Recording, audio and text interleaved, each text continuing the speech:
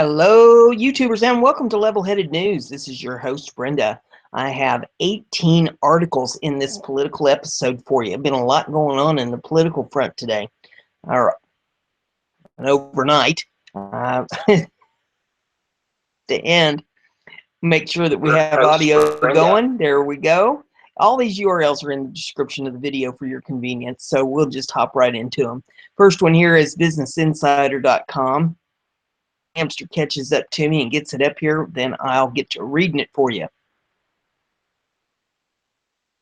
It's about Betsy DeVos's CPAC speech that she gave last week. Education Secretary Betsy DeVos delivers sharp criticism to professors. Education too much. Education Secretary Betsy DeVos offered few details on higher education during her confirmation hearings. Speech at the Conservative Political Action Conference, she sharply criticized faculty members and accused them of trying to indoctrinate the students.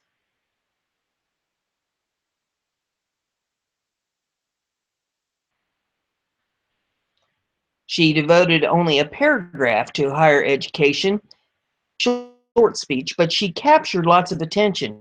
Here's what she said after asking how many in the audience were college students. Education establishment extends to you too.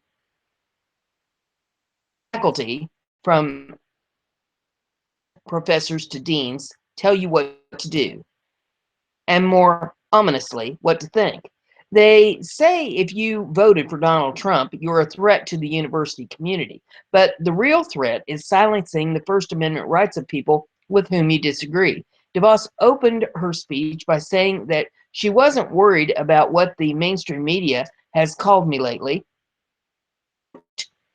Past education secretaries have offered plenty of criticism of higher education. Both Margaret Spelling, Republican administration, and Arne Duncan under a Democratic administration have raised questions about college costs, accountability, and learning. But secretaries after William J. Bennett, second term, have not generally been culture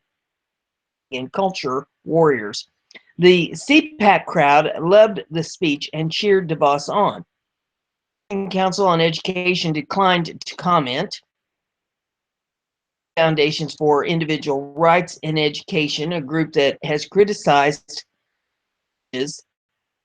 sufficiently speech. By email, Michael B.,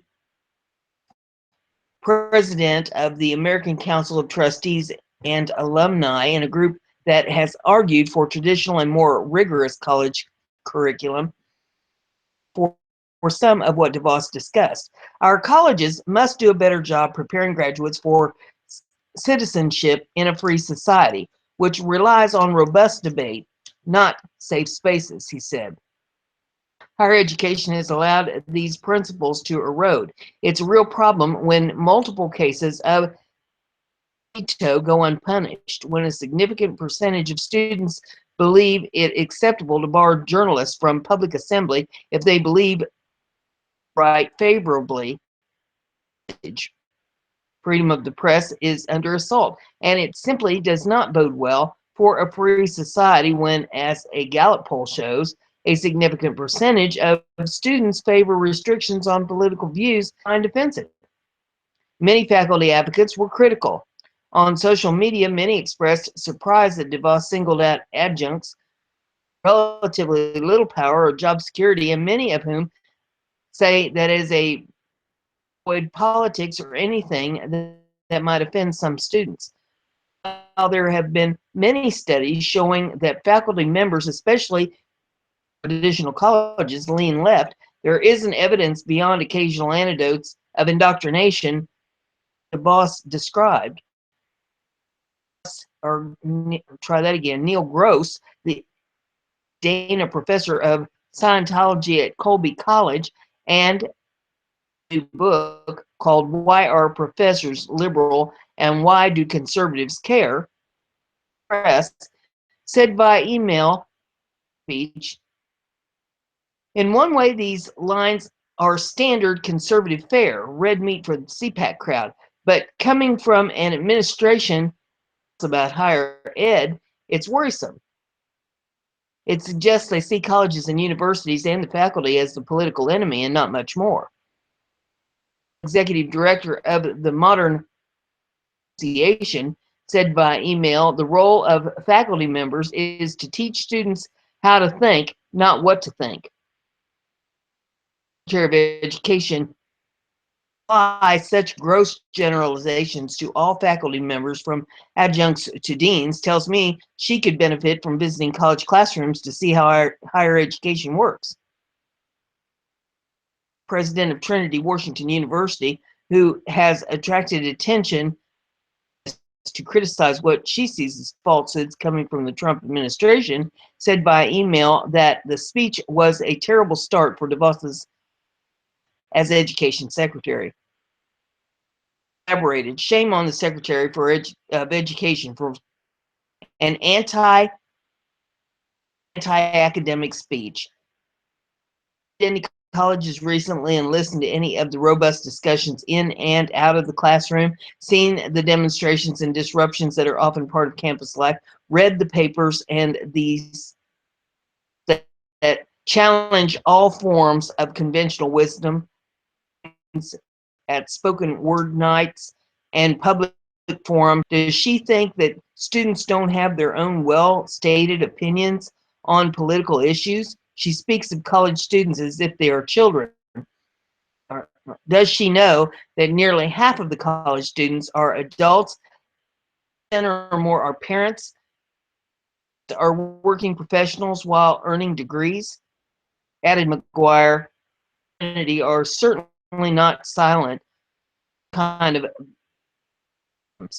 They are constantly speaking out possible opportunities to learn. Does she understand why students go to college? To learn how to be persuasive, to soak up the knowledge that faculty can impart, to learn.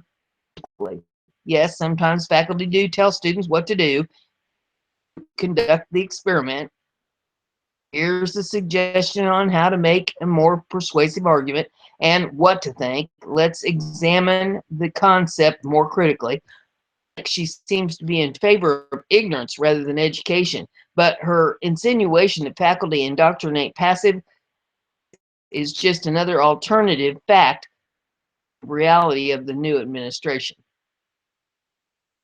There is that article. Next one is off of Conservative Tribune.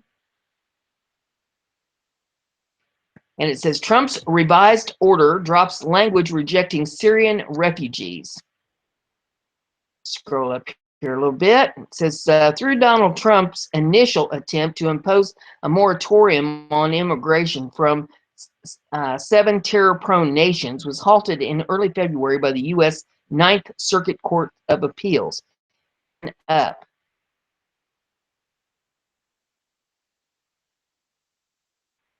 Come on, hamster. It's frustrating. Don't know what's going on there.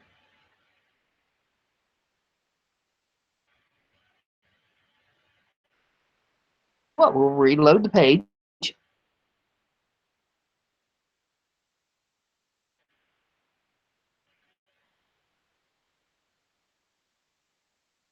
Poor little hamster. Lights are on. Hamster is dead. I see the wheel spinning, so he's getting with it now.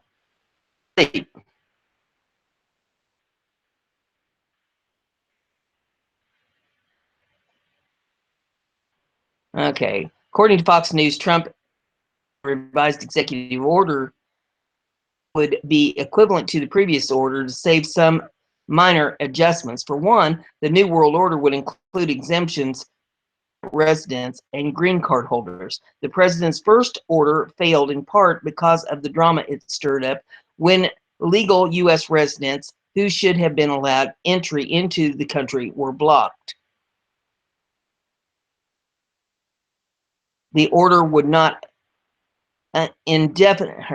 try this again. The order would not indefinitely suspend the Syrian refugees.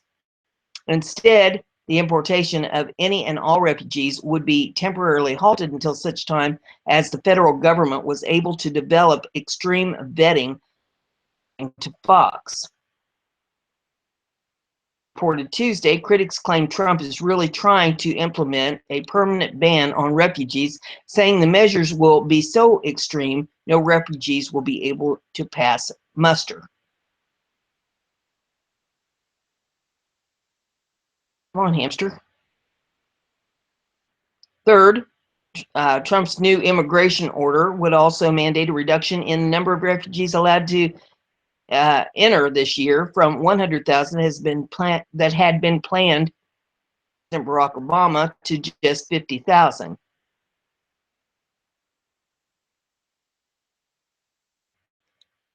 And get the hamster to work here. Come on. That we have to get past in this. The hamster has to work a little harder. It says what would remain is the exact same as the temporary, well, on hamster, temporary visa ban. Well, hamster, feast or famine here, boy. Come on.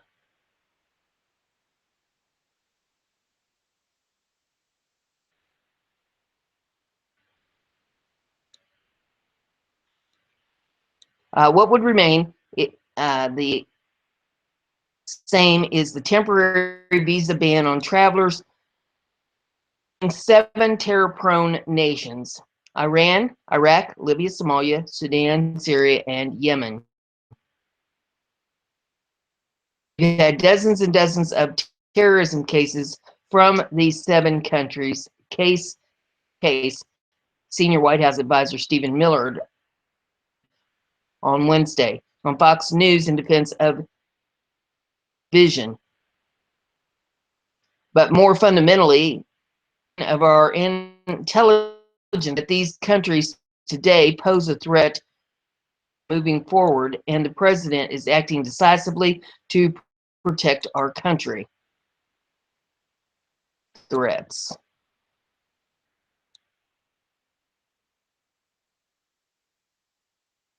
And there's some video in this if you want to pull it up and see the video. Get past the video.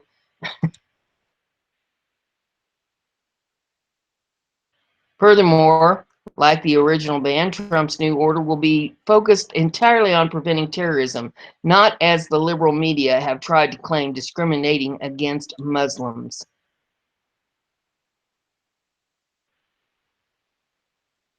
And let's see here. Looks like there's another ad we got to get past.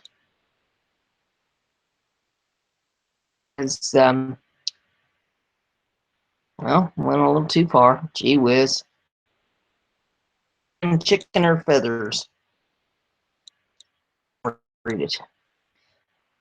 I think he's made it very clear from the beginning that this was a country-focused issue. White House Press Secretary Sean Spicer explained to reporters Wednesday, as noted by CNBC, I don't see anything other than that. Have that article. Go off of Conservative Tribune. Let's hope I have a better time with it than I did this last one. Ex-ICE special agent breaks silence, reveals what Obama really had them do with illegals. I'll get it scroll down to the article here. Immigration and Customs Enforcement Special Agent who served under President Barack Obama is speaking out about what his job really was like during the Obama administration. In an exclusive interview with Independent Journal Review, Jeff Parks, who was an ICE special agent from 2008 to 2014, claimed that Obama's administration made the work almost impossible. What I see in the news is utter nonsense, former sworn immigration officials and a special ICE agent said. You are given authority as an immigration agent under the Immigration and Nationality Act to arrest anyone determined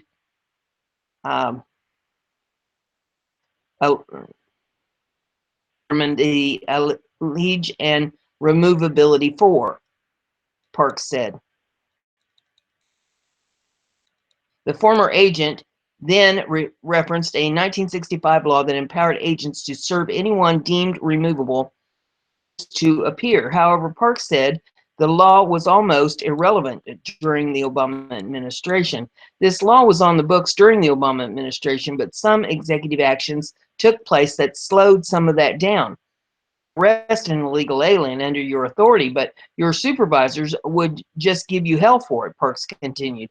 And everything is done in order to maintain your position and possible promotions or plush duty assignments, which means no one wants to upset their supervisors because it will only impact your quality of life as an agent. Politics.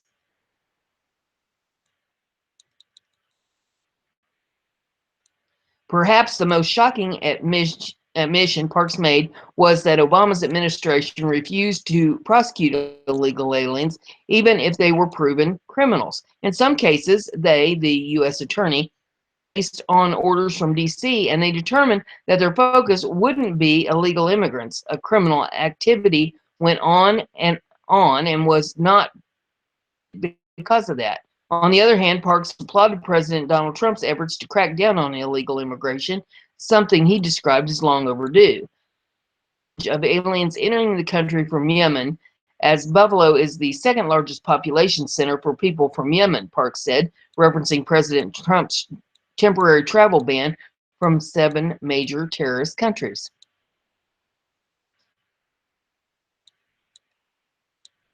How easy it is for aliens to make it to the U.S. from countries such as Yemen, a failed state which has terrorist training camps with travel documents that were handwritten and unverifiable, Parks said.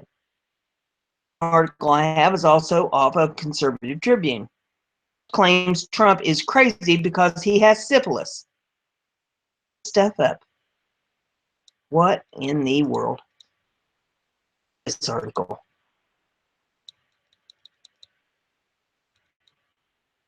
Come on, hamster. Okay.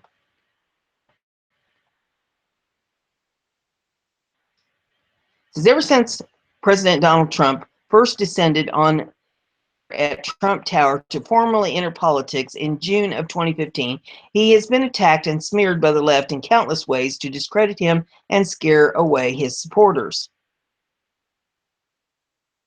Of delusional conspiracy theories have been floated about Trump, such as he isn't as wealthy as he claims, he hasn't paid taxes in years, he is in a league with the Russians, fit to be president, among numerous other theories. Along these lines of the mentally unbalanced trope, the laughable theory, a doctor named Stephen Butler, New Republic, that sought out to possibly explain Trump's bizarre behavior, namely that he suffers from the late stage effects of untreated sexually transmitted disease.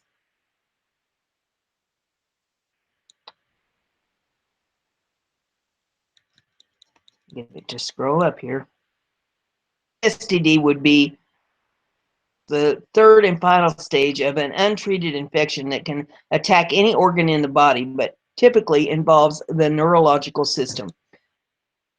That the symptoms of neurosyphilis include irritability, loss of ability to concentrate, delusional thinking, and grandiosity. Sight and judgment can become impaired, may occur, visual problems may develop, ability of the pupils to react to light. Other ocular pathology can result in photophobia, dimming of vision, and squinting. Of all these things, and all of these things have been observed in Trump, he added. Dementia, headaches, gait disturbances can also be seen in late stages of syphilis. Cannot make this stuff up. People.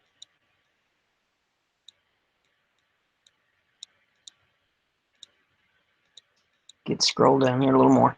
That says, though Butler that without examining Trump himself, there was no way to accurately diagnose him with anything.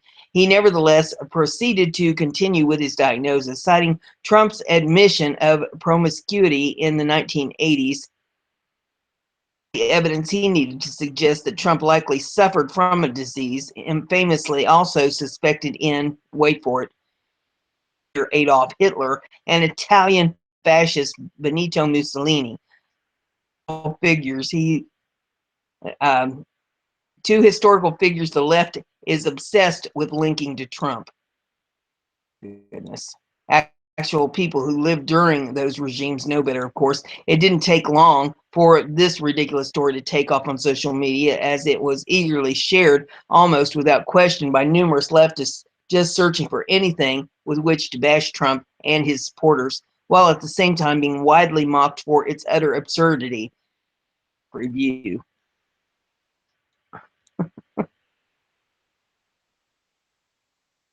Many social media users, well, come on.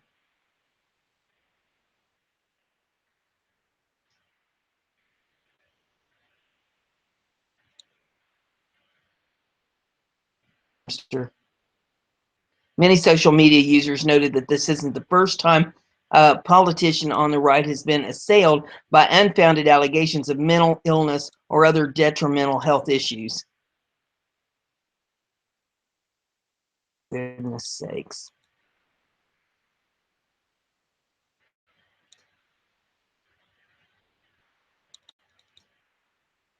It's got an ad I'm trying to get past here. Still others questioned the ethics of making such assertions without firsthand knowledge of an individual's medical history. The New Republic even counted as journalism. I would say not. Like gossip to me. It says, but it was the Washington Examiner who duly noted that it was the New Republic itself that just 5 months ago ripped into those who were speculating at that time the possible medical issues suffered by Democrat presidential nominee Hillary Clinton, even after she collapsed in public at a ceremony marking the 5th anniversary of the 9/11 terrorist attack.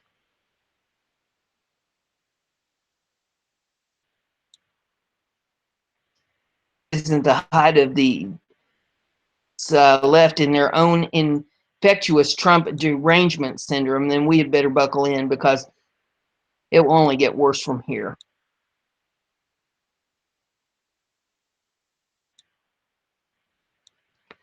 Then the next article I have for you, the Clintons. It's off of Rutgers, and it says Arkansas lawmaker wants to strip Clinton's name from the airport. The busiest airport in Arkansas would no longer be named after the only president and first lady from the state if a bill introduced in the legislature on Thursday succeeds. To prohibit public buildings or civil works from being named for anyone living or who served in public office in the 10 years prior to the structure's completion. It makes no mention of former President Bill Clinton or former Secretary of State Hillary Clinton, for whom the Little Rock Airport was renamed 4 years ago as Bill and Hillary Clinton National Airport, Adams Field. But its author does not hesitate to identify its target. The president who was impeached for having an affair with an intern in the Oval Office and then disbarred, said State Senator Jason Rappert. Yeah, Rappert, the bill's author and one of the Arkansas legislature's most outspoken conservatives.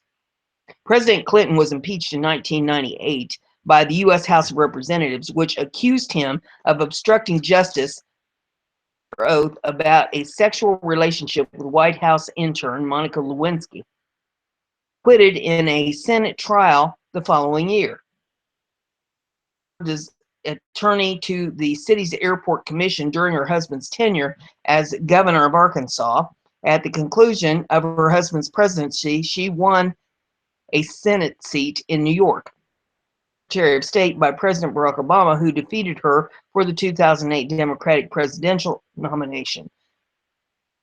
Clinton won the nomination last year, but was defeated by President Donald Trump, whose Senate district does not include Little Rock, said he introduced the legislation after several Arkansanians, I'm not sure how you say that, across the state had expressed to him their discomfort with the naming the largest airport after the controversial Clintons. He conceded his legislation might not win approval, but we can prevent this sort of thing in the future, he said. Have defended renaming the airport, although sometimes tersely. I think the name of the airport is appropriate, and I support retaining it. Catlett, a member of the terminal's governing commission. So there's that. Be interesting to see how that turns out. The next one here is off of 12 News. As McCain cuts off questions about Saudi donation. And there's video in this if you want to pull it up to see that. It says McCain. John McCain getting testy today over questions about a $1 million donation from the government of Saudi Arabia.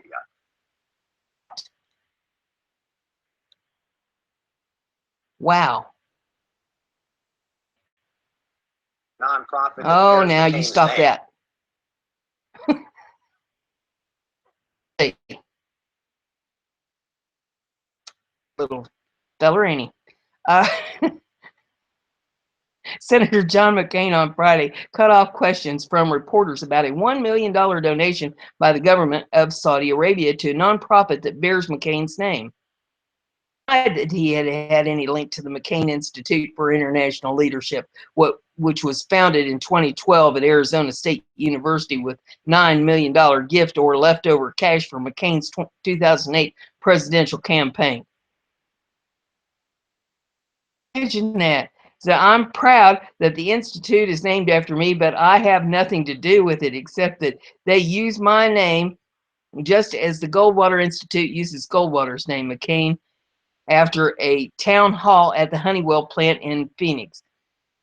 This Saudi donation was first reported Thursday by Bloomberg Politics.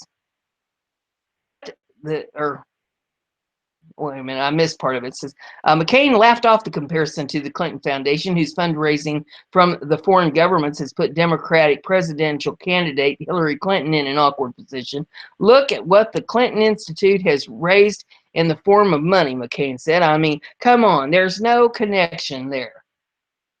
McCain cut off questions about the donations after a few minutes. I've answered the question. I'm going to answer or I've answered all the questions I'm going to answer on it, he says. The McCain Institute website shows several longtime McCain supporters listed as trustees, including APS chief Sir Don Brandt, who's finance committee chairman for the McCain re-election campaign. From the McCain Institute Foundation show the foundation's books are kept by Carla Udi, a longtime McCain fundraiser. One of the Institute's marquee events, the Sedona Forum, features McCain in a conversation with global leaders in the world of politics and entertainment. This year's forum is April 8th through the 10th in Sedona. The Institute carries John McCain's name itself as pursuing the policy objectives of John McCain. John McCain will do fundraising events. John McCain will do speeches at the Institute, said Craig Holman, an expert on government ethics with Public Citizen in Washington, D.C. He may not have any kind of direct control over the Institute, but it's something that he is connected to at the hip. Are barred from making campaign donations to U.S. politicians. The government of Saudi Arabia spends more than any other country on lobbying, Holman said. And now it's funneling cash to nonprofit connected to office holders. Anyone who's going to chip in $1 million or more to the McCain Institute is going to get John McCain's ear, Holman said. As chairman of the powerful Senate Armed Services Committee and a leading voice on national security issues, McCain has carved out policy positions that are in sync with Saudi Arabia's, Holman said. They want to see the U.S. involved in Syria. They want to see our negotiations with Iran to come to an end, he said. This is his interest to try to influence John McCain. Former state senator Kelly Ward, one of McCain's opponents in the August Republican primary, said she was concerned about Saudi influence on McCain. I hate to see foreign governments playing in our political process, Ward said in an interview. With all the turmoil in the Middle East, I don't want any touch of impropriety that could come along with that, Ward said. In that, I knew he had something going on. And I think there's more than this, but let's see. The next one I have here is off of BizPack Review. It says, Trump to ask for dramatic EPA cuts to expand defense and military spending. It's about ensuring peace through strength. Trump will instruct the State Department and Environmental Protection Agency to submit budgets that will boost military spending by 54% while reducing foreign aid and spending at other agencies, notably the EPA. The proposed budget won't cut into Social Security or Medicare, Rutgers reported. Trump's budget projects a 2.4% growth in GDP for 2017, this dismal 1.46% annual average for the Obama administration. While congressional conservatives have expressed concern about increasing defense spending, most agree it's necessary to do escalating geopolitical threats posed by Islamic terrorism, North Korea, China, and the United States is still shouldering most of the financial burden for NATO, and the money to invest in our military has to come from somewhere. While EPA programs sound great in theory, there's no way to quantify their potential positive impact on the environment. Besides, this is how some environmental activists treat the environment. And there's tweet here. It says, to win the North Dakota prairie wasn't buried beneath mountains of burning trash and structures left by anti-pipeline protesters. It's from the SR Fact Checker. It says, in the 28-nation NATO alliance, total defense spending $900 billion in 2015. The United States paid $650 billion, or 73% of the total budget. Equally lopsided for 2014. If you want to take a look at that in this article, it says, and remain so to this day. Many NATO members haven't paid years. Trump has said all NATO members must pay their fair share if they want the military alliance to continue, especially since the United States is providing most of the protection. Upset some of our NATO partners who have become used to mooching off the U.S. And graph here that shows U.S. pays $582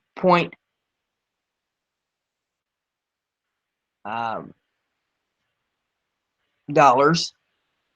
The UK would be next with $55, Germany at $44.30, France at $40.90, Italy at $17.30, $18.30, Poland at $10.40, Netherlands at $8.70, Norway at $5.80, Romania $2, Hungary $1.08, Estonia 43 cents, Lithuania 36 cents, and Latvia a quarter.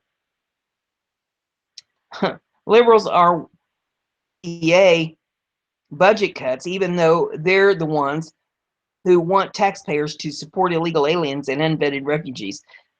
Much money to go around. Meanwhile, President Trump said he wants to enact comprehensive tax reform by August, reduce taxes for Americans, and boost the economy through job creation. Liberal media is already attacking Trump's budget proposals, but they could really leave the country, try this again, but could they really leave the country worse off than Obama did? Here you have that article.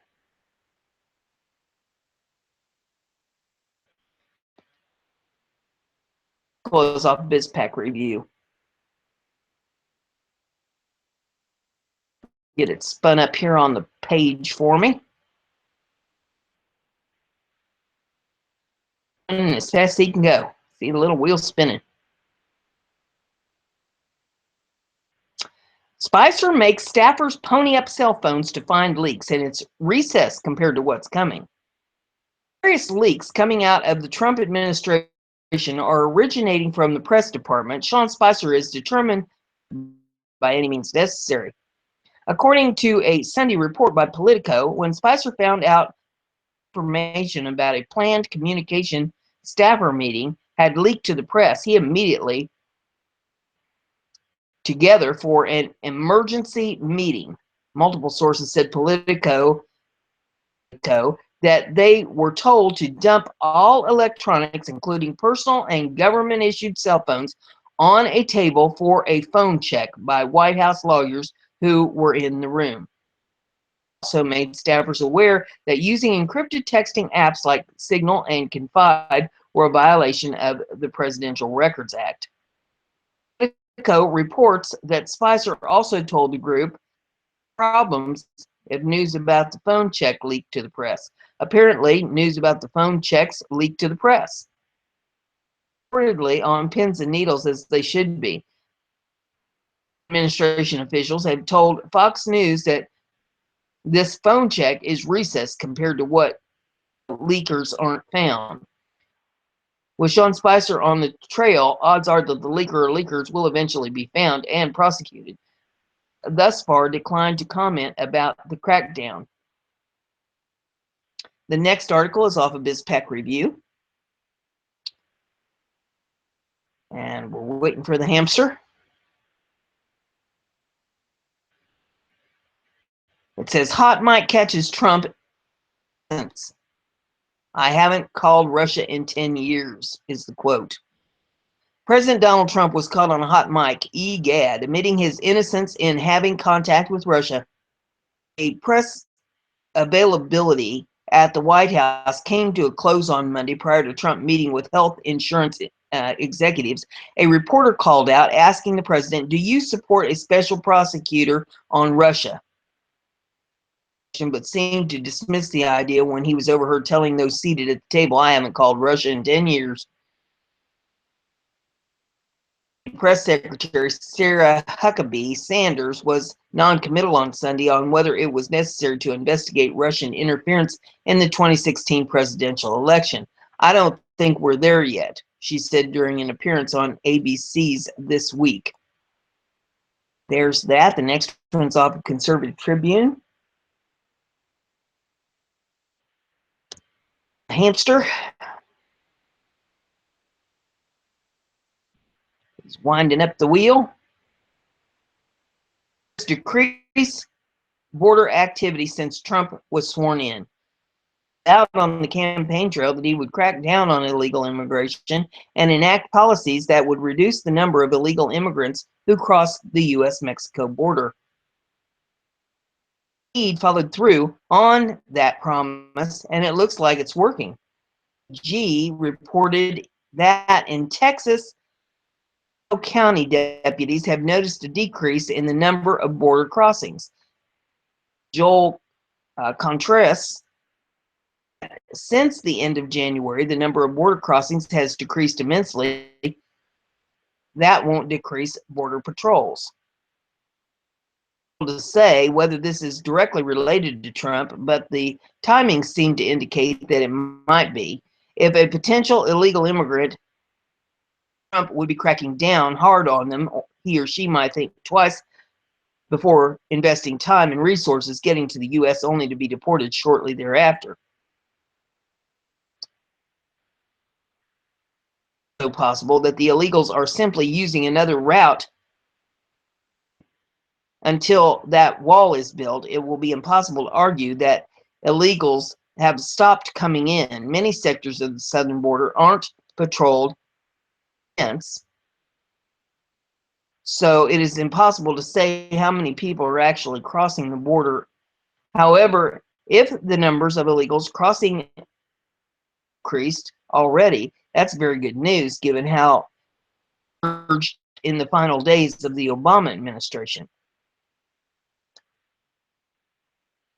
The Washington Times reported in 2016 that by the June of that year, the number of illegal immigrant families crossing had already surpassed numbers. Breitbart reported in November of 2016 that right before the presidential election, the numbers of illegals and illegal families was surging, possibly motivated by the upcoming election. Secretary of State Hillary Clinton was expected to win. If immigrants want to come to America, they need to do so through legal channels, and they will be welcomed. Enforce our laws, and if the illegals and the liberals don't like it, to grow up. The next article I have, Washington Times. Waiting for the hamster.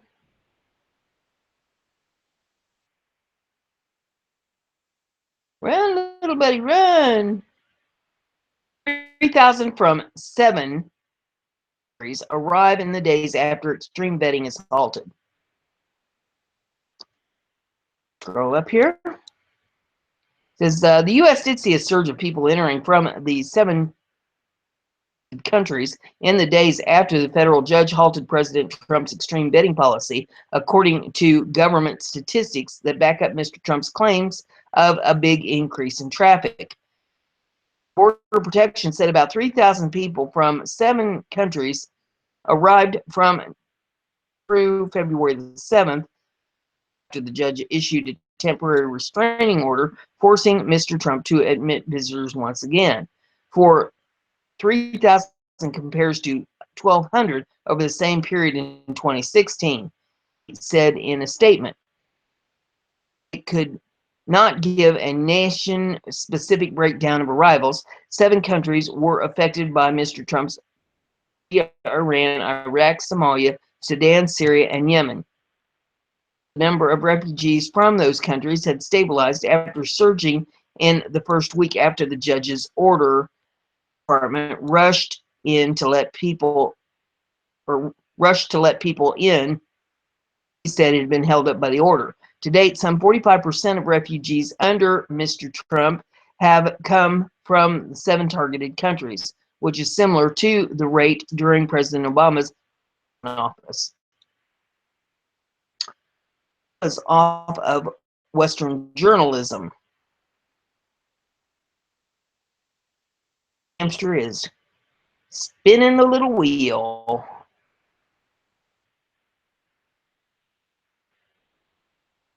Ginsburg defends the press for trying to tell the public. Supreme Court Justice Ruth praised the press in a wide-ranging interview in which she said the United States is not experiencing the best of times. BBC Newsnight, Ginsburg stressed the importance of media, which she believes plays an important role in keeping the government in check. I read the Washington Post and the New York Times every day, and I think that the reporters are trying to tell things are, the 83-year-old justice said. Well, that's her first mistake. She's reading the wrong. Okay. This up a little bit here.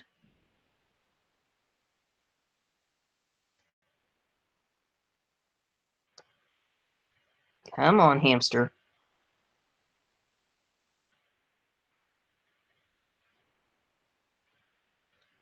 Well, it's being stubborn. Come on.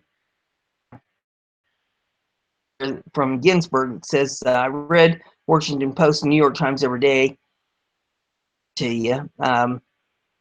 Cited the Watergate scandal as an example of why the United States needs a free press. That story might never have come out if we didn't have a free press, she said. And get it to come on up. Says the Supreme Court Justice did not mention President Trump directly, who has been a frequent critic of what he calls the dishonest media. In a press conference last week, Trump said that he has never seen more dishonest media than, frankly, the political media. He even accused the media of being the enemy of the American people. congressional gridlock is the main reason why the country feels so divided.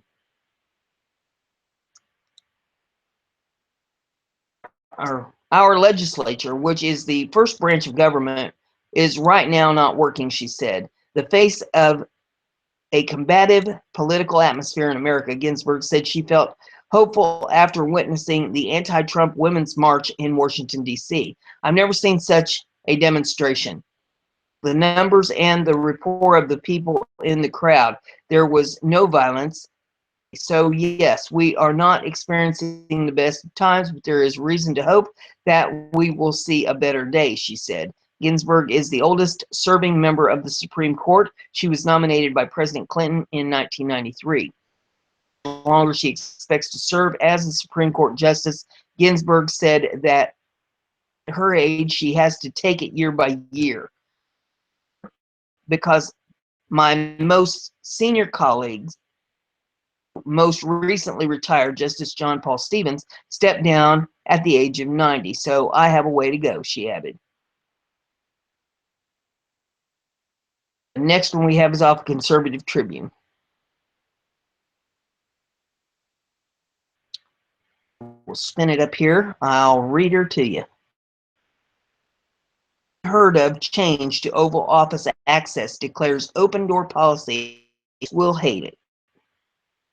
Has proclaimed himself a president of the people, one who is open and amenable to the average man's wants and needs, and not a bought politician beholden to the demands of special interest groups and globalist elites. Come as no surprise that Trump has instituted a sort of open door policy for the Oval Office, a dozen of his aides and assistants to have virtually unfettered access to speak with him, according to Politico.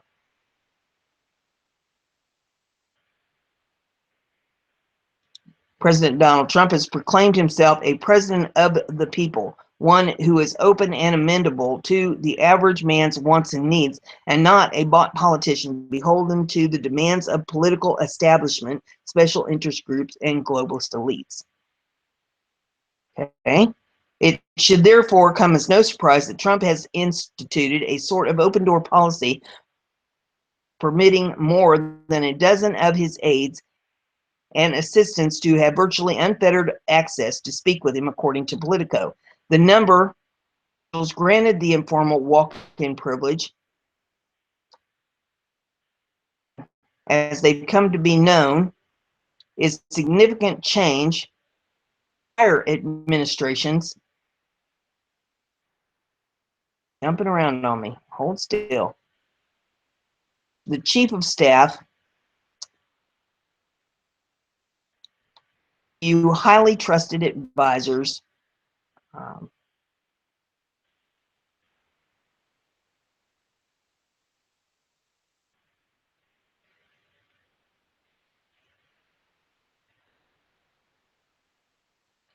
it's jumping all around here. Come on. Worked as gatekeepers to limit the access to the president. And we got to get past this ad. It says lack of an obvious chain of command and open access to the Oval Office for various mid and low level staffers, as some elites in the media and political establishments. No single person or select group will be able to restrict the information flowing in and out of the White House. Attitude exemplified by a heavily opinionated piece in the left-leaning Vanity Fair, in which the open door policy was criticized as being bizarre, chaotic, and simply unheard of. Fretted over who had easy access to Trump's Oval Office, whether that be Chief Strategist Steve Bannon, Kellyanne Conway, son-in-law and advisor Jared Kushner, or others, and how the open access was so different, regimented control seen in former President Barack Obama's White House.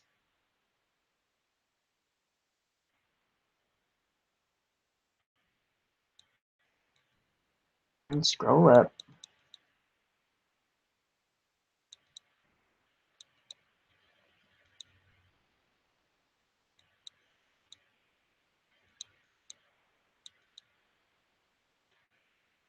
Max noted that nobody should be surprised by this policy. Always operated as a businessman. He even wrote about the open door policy in his best-selling book, The Art of the Deal. Most people are surprised by the way I work, he wrote. I play it very loose. I try not to schedule too many meetings. I leave my door open. I prefer to come to work each day and just see what develops. Pleased that Trump has brought to the White House these policies and tactics he has used to become so successful. Trump's flexibility, increased flow of information to the Oval Office are a welcome change from the past when presidents were inflexibly receiving briefings and information that hadn't been pre-screened by office gatekeepers. The article is also off of Conservative Tribune.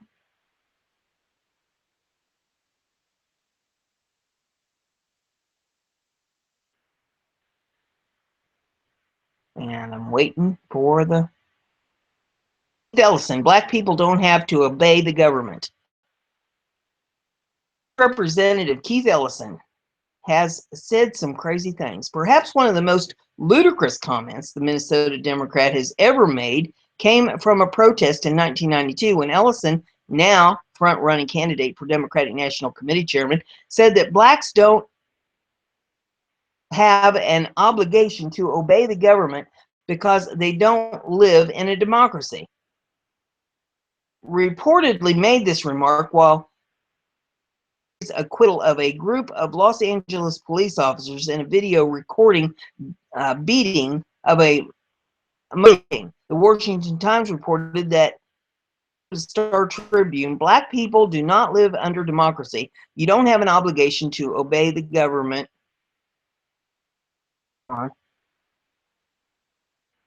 That considers you to be less than human. An incredible statement about the government, and it says a lot.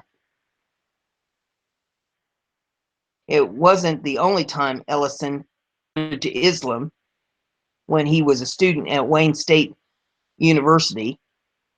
Remarks. Student at the University of Minnesota Law School, Ellison wrote a column for the student newspaper, the Minnesota Daily, suggesting that blacks should have their own nation, which could be built from cash paid to blacks from whites. That the Constitution of a white racist conspiracy to subjugate other peoples.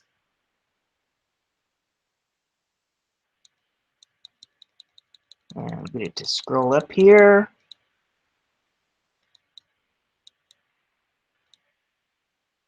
In 2007, he seemingly compared President George W. Bush to Adolf Hitler and suggested that the 43rd president might have even been responsible for the 9/11 attacks. Like the Reichstag fire, Ellison said, according to the reports at that time. After the Reichstag was burned, they blamed the communists for it, and it was put the leader, Hitler, of that country in a position where he could basically have authority to do whatever he wanted, Ellison said to the UK Telegraph. That someone with opinions like this could even be considered chair of the DNC.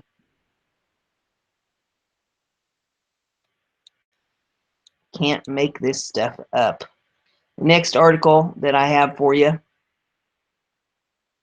is off of rickwells.us. Waiting for the hamster.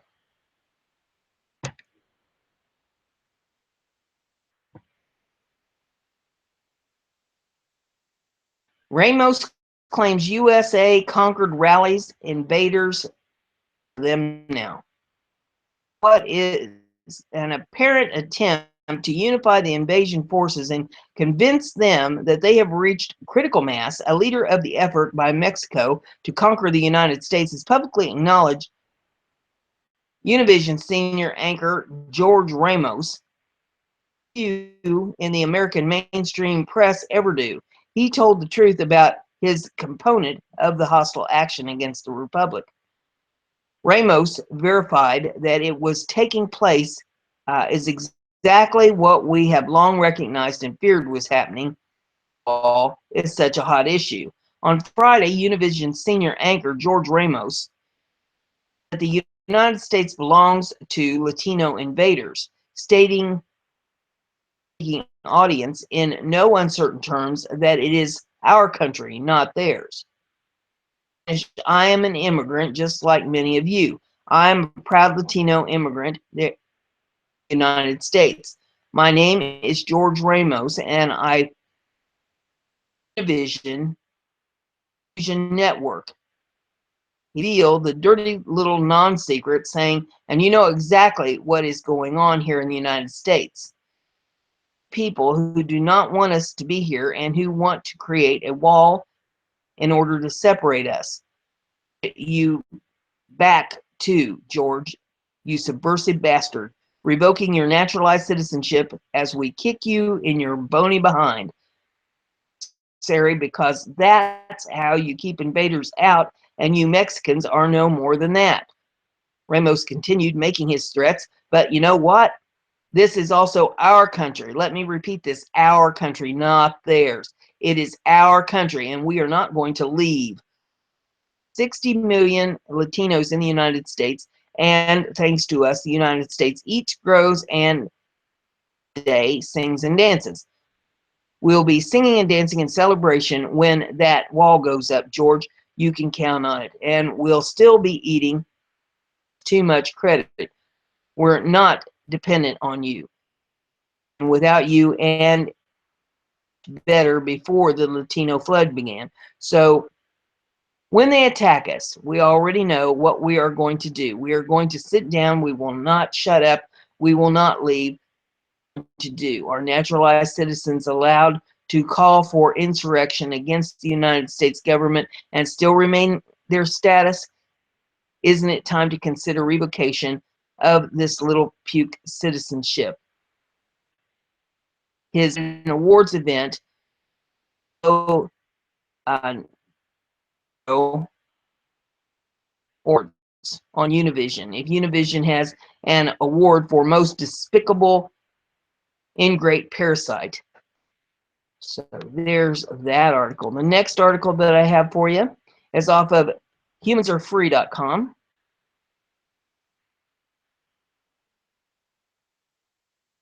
Just running his little legs off.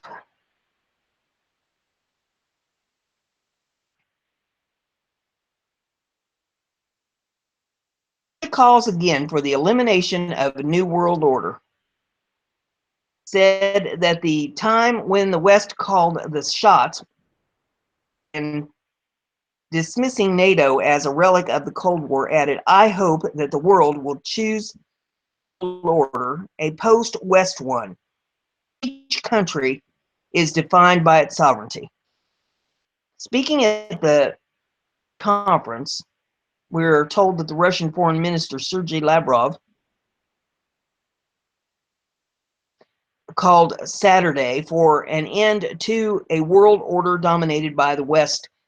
Moscow wanted to establish a relationship with the United States. This is certainly a devastating blow on the New World Order agents like John McCain and the neoconservatives. Tired of drinking other people's blood in the Middle East and elsewhere. It's the beginning. Lavrov said when the West called the shots was over and dismissing NATO of the Cold War, added that the world will choose a democratic world order, a post-West one, in which each country is defined by its sovereignty. Said Moscow wanted to build relations with Washington, with mutual respect and acknowledgement possibility for global stability. Whether he notices or not is asking for the return of a practical reason in the political. his plea is certainly with would categorical imperative which seeks universal principles. As I have argued in the past, imperative prohibits contradiction and irrationality because it is based on moral law itself. It states, act only according to that maximum by which you can at the same time that it should become a universal law. This obviously throws the New World Order ideology out the window because the New World Order itself cannot be universalized. Continue to destroy one country after another with no moral principle whatsoever. Astonishing to much of the world is that the New World Order agents see nothing wrong in obliterating men, women, and children. They have absolutely no remorse. Listen to Ann Coulter very carefully here, where she says, have to use your country, our Iraqis, but you let Saddam come to power and we are going to instill democracy in your country. To instill democracy, men, women, and children have to die. Mothers have to mourn for their babies, and fathers have to dislocate. This democracy is basically hell on earth. And her bosses continue to live in a dream world where practical reason, that seems to be far-fetched. Perhaps it is pertinent or to bring in flaming Jewish neocon Michael Ledeen, or Ledeen, I guess it's pronounced.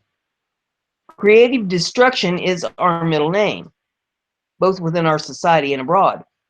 Old order every day, from business to science, literature, art, architecture, and politics, and the law.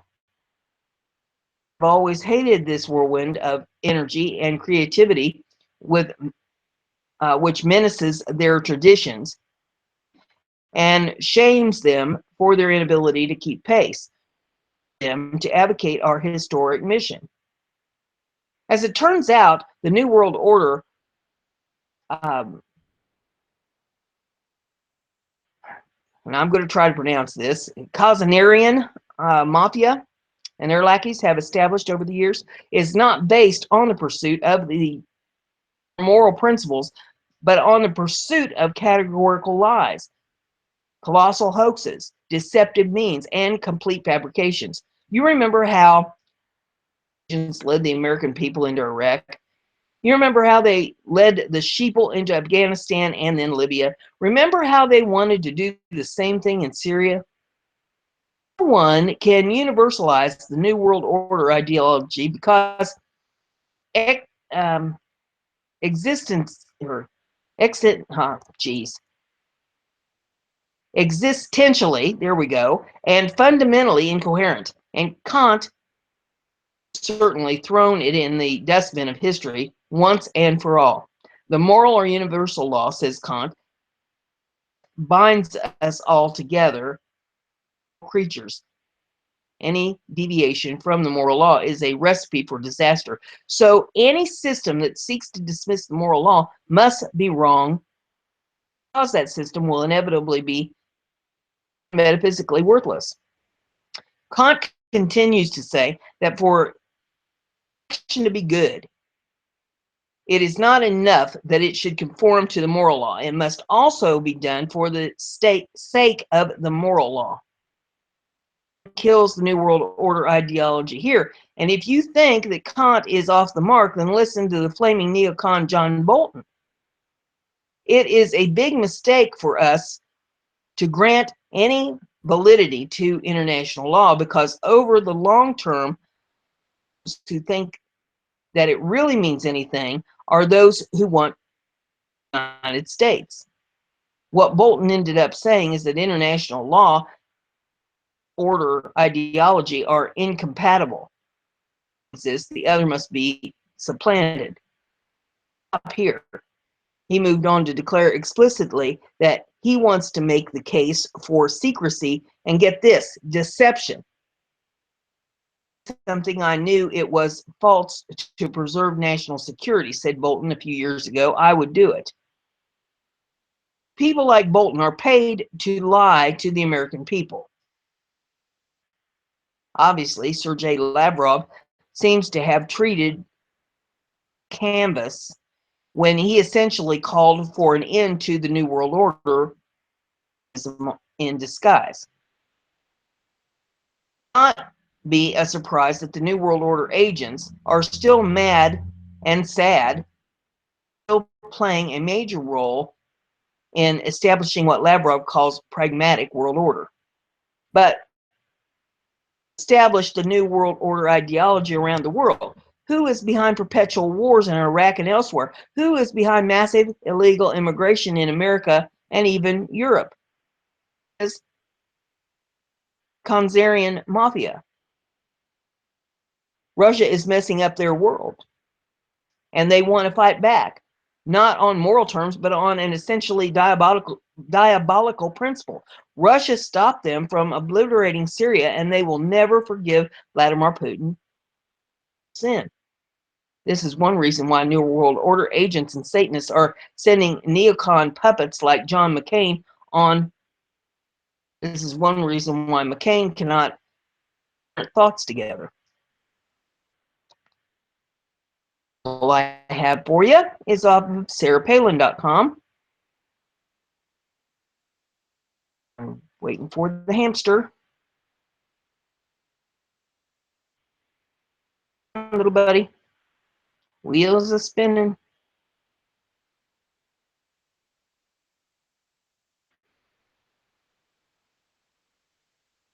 Just in. Another Trump cabinet pick is confirmed. We'll get this to a little bit. Democrats have been doing everything they can to prevent Trump from putting his cabinet in place. In fact, Trump has been president since George Washington. Nevertheless, Republicans have soldiered on, and they scored another victory today. Trump now has a Secretary of Commerce. It says Monday to confirm billionaire investor Wilbur Ross of Commerce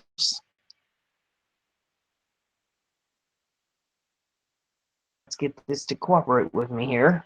There we go. In Trump's cabinet. Well, let's get her under control here.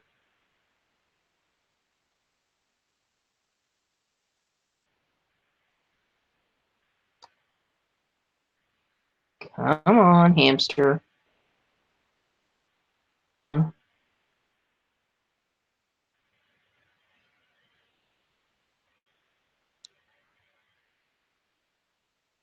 Well, for goodness sakes.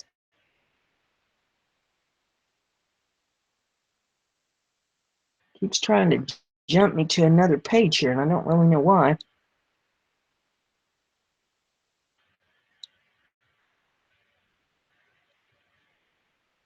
By a vote of 72 to 27, with 20 Democrats and Senator, and I'll be dogged if it didn't do it again. That.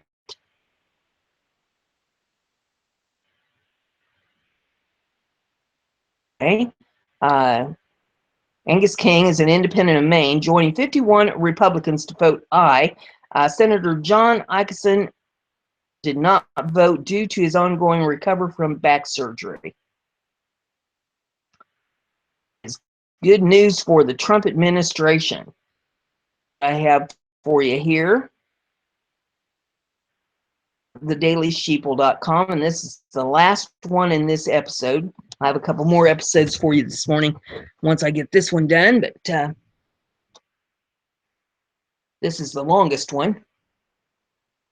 Making it any shorter. Come on, buddy.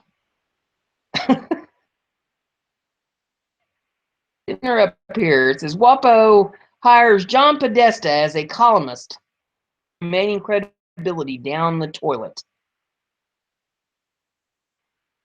Washington Post is trying to become as in-your-face corrupt possible. to lose any shred of credibility it may have left. Last Thursday, the paper announced that John Podesta, the scandal-plagued chairman of Hillary Clinton's 2016 scandal-plagued presidential campaign, has joined the team. Former chairman of the 2016 Hillary Clinton campaign will provide commentary and analysis on the intersection of politics and policy, the Trump administration, and the future of the Democratic Party. About how Washington works, or how the White House operates, and how policy ideas are translated into reality than John Podesta. Editor Fred Hyatt in Congress inside two Democratic White Houses lines of numerous presidential campaigns, a vital insight into Washington and politics at the start of the new era. Of the time of this writing, there were only a few readers' comments on the announcement on the news outlet's website, but all expressed disapproval. I would just like to thank the Washington Post for dropping all the pretense and are now just as willing as Fox News to invite questionable sources to contribute. Mistake. We want agents of change, not those who cling to the past. Podesta's a proven failure and uninteresting. Another one says, not a good choice. Time for new voices. Come on, WAPO. Much better. Another one says, John Podesta, friend of Dennis Hassert, the child molester. Many people complain the DNC gave them his Gmail account on a silver platter. Podesta's password, not very creative. And you find some strange code words, lots of talk about pizza and hot dogs, which has caused a buzz on the internet. I'm sure Podesta knows his way around DC, parts of DC. Another one says, yeah, democracy among the libs is very dark. Compost,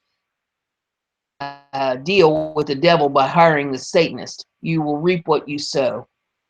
And this article continues. It says, if WAPO wanted to choose a more controversial figure to write for their outlet, it would be difficult.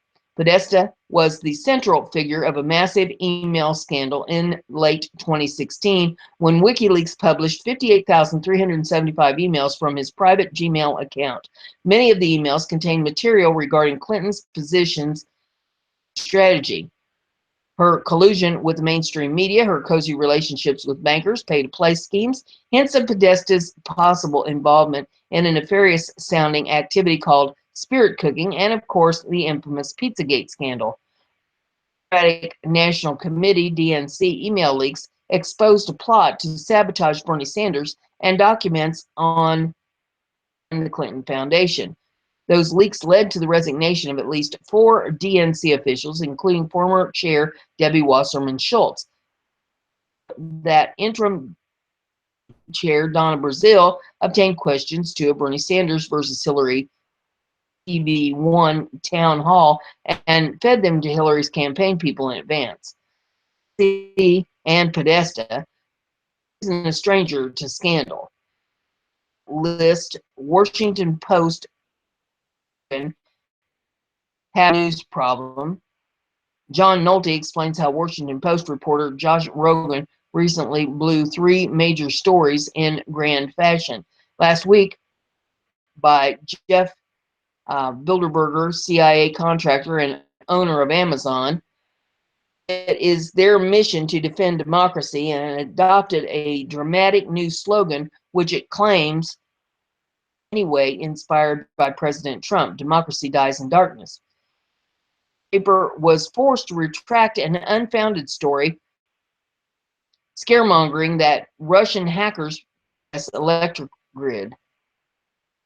Cited a list of over 200 supported Russian propaganda sites. The Daily Sheeple was included on the list, produced by the shadowy organization in a report titled Russian Propaganda Effort Helped Spread Fake News During Election, experts say. Reported on this back in November. Post wrote a hit piece that's included on claiming the site run by experts without any due diligence or a shred of proof other than the site's own claims. Propaganda effort helped spread fake news during election, experts say. The WAPO story not only upholds the claims of random and relatively new website, but a website that is formally calling on the FBI to investigate us and other alt news sites for espionage. In early December, unprecedented blowback for its ridiculous report, WAPO added a lengthy editor's note of the original article in which the editor not only distances the paper from the experts quoted in the original article as the basis for the entire article, but also admits the post could not vouch for the validity of Proper Knox findings regarding any individual media outlet. His political party and WAPO significant in common.